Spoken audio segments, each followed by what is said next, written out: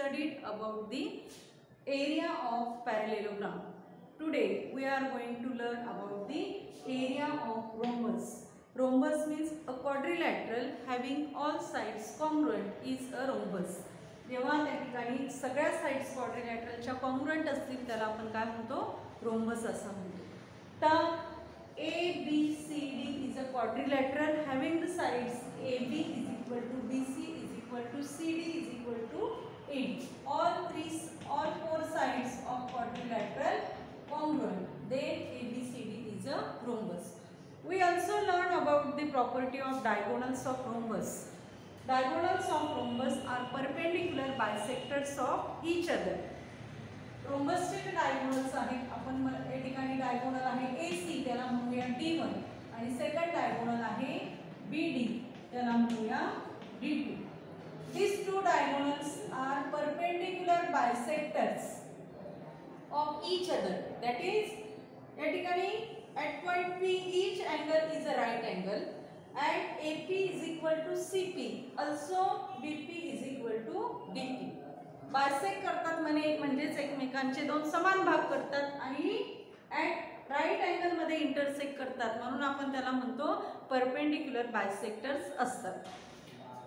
We have to obtain the formula for area of rhombus. Here rhombus ABCD, because of intersecting diagonals at point P, it is divided into four congruent triangles. Triangle APB, angle B, triangle BPC, triangle CPD and triangle APD. First, second, third and fourth. These fourth right angle triangles are congruent because their base and height is equal. चारही triangles जे आहेत ते आपल्याला right angle triangles मिळालेले आहेत आणि ते चारही राईट अँगल ट्रायंगल्स कसे कॉन्ग्रुएंट आहेत एरियाने, because their base and height is same equal. The area of rhombus ABCD is equal to the area of all these four right angle triangles. Area of quadrilateral ABCD is equal to these four, sum of these four triangles. त्या रोम्बसचा जो area आहे तो चार part मध्ये जे काही divide झालेला आहे त्याच्या एरियाच्या समेशन इतका असतो आणि चारही कसे कॉन्ग्रुएंट आहे, म्हणजे 4 into area of triangle APB. तर APB चा जो एरिया आहे, तर APB चा बेस समजा आपण BP घेतला आणि हाईट समजा घेतली AP, तर तुम्हाला मिळणार 4 into 1/2 into AP into BP. But AP and BP are the parts of diagonals. AP means 1/2 AC. AP means 1/2 AC. 1/2 AC. बरोबर. AP is equal to 1/2 AC म्हणजे 1/2 into diagonal D1. First diagonal. तसंच BP जो आहे, BP is equal to 1/2 into BD. BP हा काय BD च्या निम्मे आहे म्हणजे 1/2 into BD, that is 1/2 into D2. आपण त्या व्हॅल्यू ठेवूया 4 into 1/2 into 1/2 BD into 1/2 AC. AC and BD are the diagonals of rhombus. BD आणि AC काय diagonals of rhombus आहेत. बघा, डिनोमिनेटरला 2 1s 2, 2 2s 4, 2 1s 2, 2 2s 1. म्हणजे या ठिकाणी नंबर्स मध्ये फक्त काय शिल्लक राहिला, 1/2 शिल्लक राहिला into BD into AC. AC into BD. That is 1/2 into D1 into D2. Therefore, we obtained the formula for rhombus. Area of quadrilateral ABCD means area of rhombus is equal to 1/2 into first diagonal into second diagonal. That is 1/2 into products of lengths of diagonals. आपल्याला काय formula मिळाला,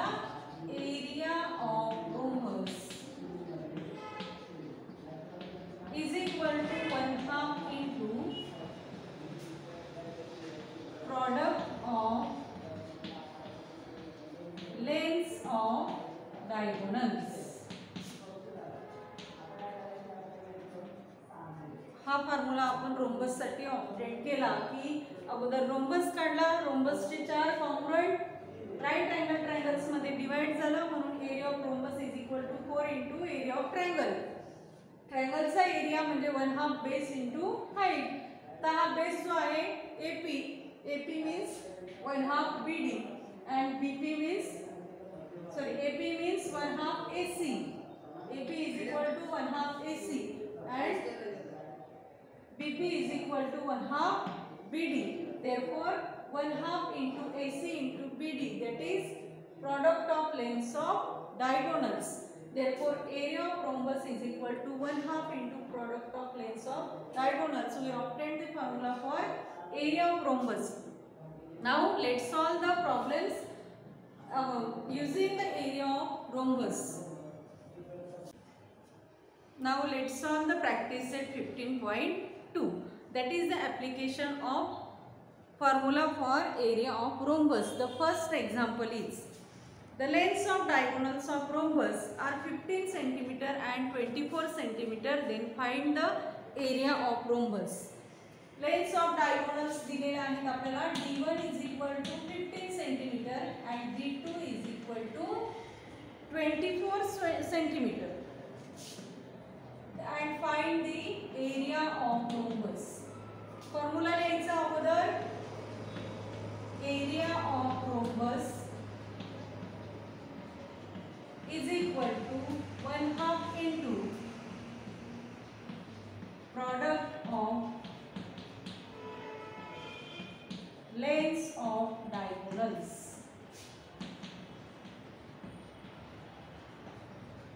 problem solve करताना तुम्हाला फॉर्म्युलाला marks असणार आहेत, त्यामुळे formula व्यवस्थित लिहायचा आहे. Area of rhombus is equal to 1/2 into product of lengths of diagonals, that is 1/2 into D1 into D2. Value ठेवायची आहे. D1 ची व्हॅल्यू 15 आणि D2 ची व्हॅल्यू 24. 2 ने 15 ला भाग जात नाही म्हणजे आपण 2 ने कशाला डिवाइड करणार, 24 ला डिवाइड करायचं आहे. काय मिळणार आपल्याला, 12 टू जा 24 is equal to 15 into 12. Multiplication करायचं आहे. 12 5 जा 60, 0 घेतला, 6 कॅरी करायचं आहे. 12 1 जा 12 plus 6 18. Therefore, area of rhombus is equal to 180. Unit काय लिहिणार, इथे सेंटीमीटर आहे तर एरियाला इथं युनिट द्यायचं आहे square centimetre. Therefore, area of rhombus is equal to 180 square centimeter.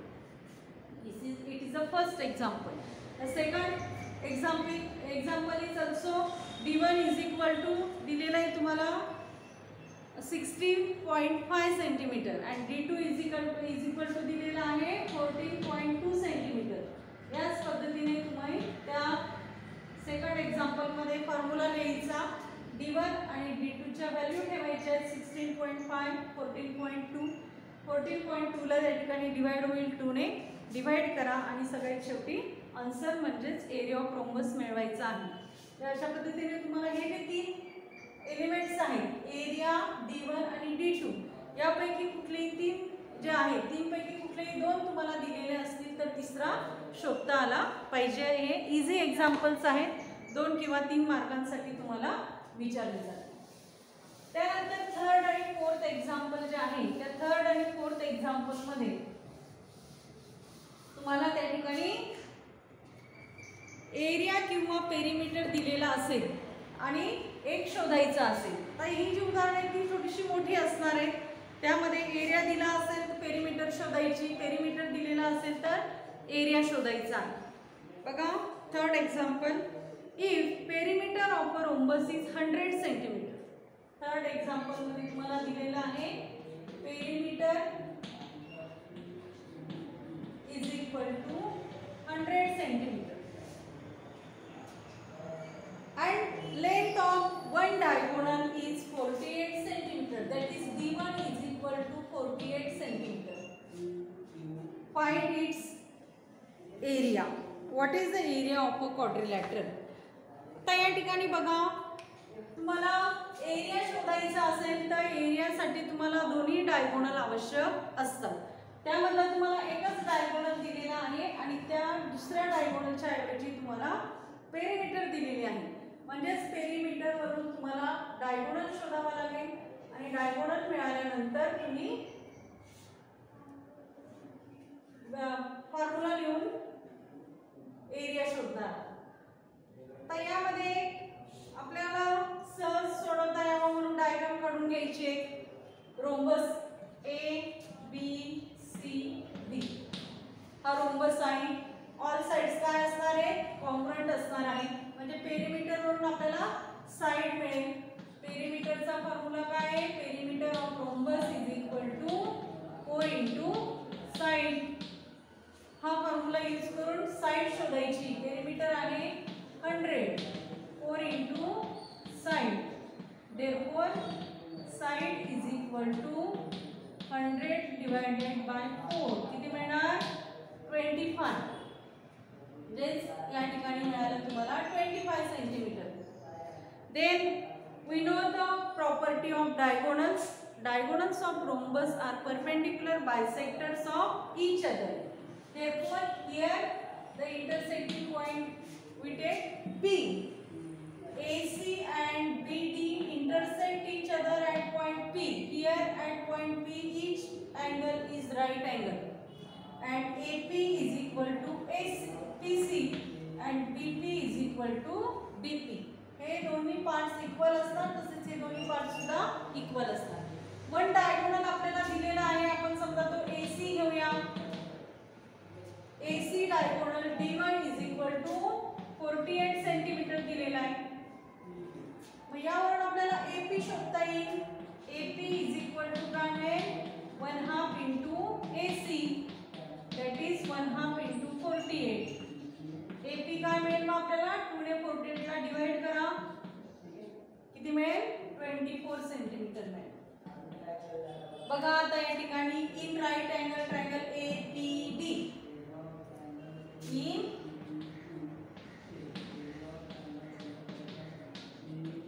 Right angle triangle APD काय लिहिणार, bye Pythagoras theorem. By Pythagoras theorem. What is the Pythagoras theorem? In right angle triangle, hypotenuse square is equal to sum of squares of remaining two sides. That is, hypotenuse काय इथं AD आहे. AD square is equal to AP square plus DP square. AP square plus DP square. आपल्याला AD आणि AP माहिती आहे. DP शोधायचं आहे म्हणून DP स्क्वेअर एका बाजूला ठेवायचं आहे. AD स्क्वेअर जसाच्या तसा AP स्क्वेअर प्लस इकडे येताना काय होईल, मायनस होईल. DP square is equal to AD square minus AP square is equal to AD किती आहे 25, AP किती आहे 24. 25 स्क्वेअर मायनस 24 स्क्वेअर. 25 चा स्क्वेअर किती 625. 24 चा स्क्वेअर 576. सबट्रॅक्शन करा. 15 मायनस 6 9. कॅरी केलेला 1 परत करायचा आहे. 12 मायनस 8 4. पुन्हा कॅरी केलेला 1 परत केला. 6 मायनस 6 0. काय मिळाले आपल्याला 49 मिळाले. DP square is equal to 49 म्हणजे कोणाचा स्क्वेअर 7 चा square. Therefore DP is equal to 7 centimetre. तर बघा DP मिळाला आपल्याला 7 सेंटीमीटर म्हणजे DP is equal to second diagonal D2 2 into DP that is 14 centimetre. DP जो काही सेकंड डायगोनल आहे BD तो DPच्या दुप्पट असेल. हा 7 आहे म्हणजे BD किती मिळाला 14 मिळाला. आपल्याकडे आता दोन्ही डायगोनल्स मिळाले आपल्याला. फर्स्ट डायगोनल D1 काय मिळालेला आहे 48 सेंटीमीटर दिलेला आहे. सेकंड डायगोनल D2 आपल्याला काय मिळाला 14 centimetre. Area of rhombus is equal to 1/2 into product of lengths of diagonals, that is 1/2 into D1 into D2. D1 ची व्हॅल्यू ठेवा 48, D2 ची व्हॅल्यू ठेवली 14. 2 ने 14 ला डिवाइड करा, काय मिळेल आपल्याला 7 मिळेल. 48 into 7 is equal to 7 8 जा 56, 5 कॅरी केले, 7 4 जा 28, 28 plus 5 33. That is area of rhombus is equal to 336 square centimeter. बघा या उदाहरणामध्ये आपल्याला काय काय दिलेलं होतं, पेरिमीटर आणि एक डायगोनल दिलेला होता आणि त्यावरून एरिया शोधायचा होता. पेरिमीटर जे दिलेले आहे त्या पेरिमीटर वरून आपण 100 पेरिमीटर दिली, त्यावरून साइड शोधली. Perimeter of rhombus is equal to 4 into side, म्हणजे 100 ला 4 ने डिवाइड केल्यानंतर 25 सेंटीमीटर आपल्याला साइड मिळाली. त्यानंतर diagonals of rhombus bisect each other, perpendicular bisectors of each other, म्हणजे इथं होणारा अँगल जो राईट अँगल असेल आणि हे दोन्ही जे पार्ट आहे ते इक्वल असणार आहे. मग 48 त्या ठिकाणी डायगोनल दिलेला आहे, तर AP पार्ट त्याच्या निम्मे 24 सेंटीमीटर आपल्याला मिळाला. त्यानंतर या राईट अँगल ट्रायंगल APD मध्ये आपण पायथागोरस थेरम यूज केलं. पायथागोरस थेरम यूज करून DP शोधला, किती मिळाला तो 7 सेंटीमीटर मिळाला. DP 7 सेंटीमीटर असेल तर डायगोनल BD किती मिळाला 14 सेंटीमीटर मिळाला. अशा पद्धतीने आपल्याला दोन्ही डायगोनल्स मिळाल्यानंतर फॉर्म्युला लिहायचा, area is equal to 1/2 into product of lengths of diagonals, that is D1 into D2. Value ठेवल्या 48 सेंटीमीटर आणि 14 सेंटीमीटर. 14 ला 2 ने डिवाइड केलं 7 मिळाले. 48 इंटू 7 मल्टिप्लिकेशन करायचं आणि मल्टिप्लिकेशन करून तुम्हाला त्या ठिकाणी काय मिळाला, area is equal to 336. Solve examples दिले 2. त्याच पद्धतीने तुम्हाला जे काही फोर्थ एक्झाम्पल आहे बघा, फोर्थ एक्झाम्पल मध्ये लेंथ ऑफ डायगोनल दिलेला आहे आणि एरिया दिलेला आहे, त्यावरून तुम्हाला पेरिमीटर शोधायची आहे. आता या ठिकाणी बघा तुम्हाला इथे एक डायगोनल दिलेला आहे, काय दिलेलं आहे, एक डायगोनल दिलेला आहे 30, म्हणजे हे 15 हे 15 असतील. त्याचा एरिया दिलेला आहे. एरिया दिलेला असेल तर एरिया आणि एक डायगोनल वरून तुम्ही हा सेकंड डायगोनल शोधून घ्यायचा. डायगोनल मिळाला की हा एक पार्ट आणि हा एक पार्ट मिळेल तुम्हाला. पायथागोरस थेरम यूज करून तुम्ही AD म्हणजे साइड ऑफ रोम्बस शोधायचं आहे अगोदर. साइड ऑफ रोम्बस मिळाला की पेरिमीटर शोधण्यासाठी 4 ने काय करायचं, मल्टिप्लाय करायचं साइडला, म्हणजे पेरिमीटर तुम्हाला मिळेल. अशा पद्धतीने प्रॅक्टिस सेटमध्ये 4 एक्झाम्पल्स आहेत. चौथं एक्झाम्पल या पद्धतीने सोडवा, दुसरं एक्झाम्पल पहिल्या उदाहरणाप्रमाणे सोडवा आणि सॉल्व एक्झाम्पल्स तुम्हाला दिलेले आहेत 2. त्या ठिकाणी सुद्धा बघा लेंथ ऑफ साइड शोधायची होती तुम्हाला दुसऱ्या उदाहरणामध्ये. दुसरं उदाहरण आणि या प्रॅक्टिस सेटमधलं हे चौथं उदाहरण, दोन्हीही काय सेम आहे, फक्त तिथं साइड शोधण्यापर्यंतच आहे. तुम्हाला पुढे साइड शोधल्यानंतर त्याची पेरिमीटर शोधायची, म्हणजे 4 ने त्याला काय करायचं, मल्टिप्लाय करायचं आहे. ही उदाहरणंही पूर्ण करायची आहेत.